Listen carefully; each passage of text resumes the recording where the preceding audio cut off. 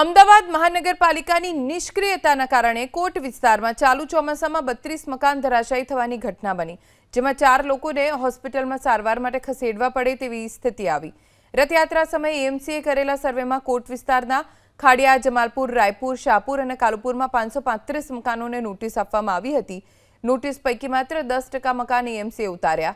56 મકાન ઉતારી લેતા હાલ પણ કોટ વિસ્તારમાં અનેક જૂના મકાન મોત બનીને ઊભા હોય તેવી સ્થિતિ છે। મધ્ય ઝોનના ડેપ્યુટી કમિશનર રમ્યા ભટ્ટે એબીપી અસ્મિતાને આપેલી માહિતી અનુસાર રથયાત્રાના રૂટ સિવાય 150 મકાન ભયજનક હોવાની પણ નોટિસ એસ્ટેટ વિભાગે આપી છે।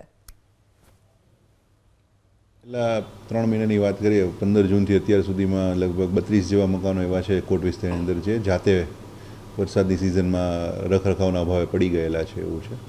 બીજા 56 મકાન એવા છે કે જેને કોર્પોરેશનના ધ્યાનમાં આવતા એને ઉતારી લેવામાં આવેલા છે એવું છે। એટલે કુલ 88 મકાનો એવા છે કે જે આઈધર પડી ગયા છે અથવા ઉતારી લેવામાં આવ્યા છે 15 જૂનથી અત્યાર સુધીમાં। નોટિસની વાત કરીએ તો રથયાત્રા રૂટ ઉપર આપણે 535 નોટિસો અગાઉ આપેલી હતી ભયજનક મકાનો બાબતે। તદુપરાંત એક ઇન્ટેન્સિવ ડ્રાઈવ કરી અને ખાડિયા વિસ્તારની અંદર જે કોઈ આવા મકાનો આવેલા છે એવા મકાનોને આઈડેન્ટિફાઈ કરીને નોટિસ આપવામાં આવેલી છે જે રથયાત્રા રૂટ સિવાયની હોય એવી લગભગ 150 જેવી નોટિસ આપવામાં આવેલી છે।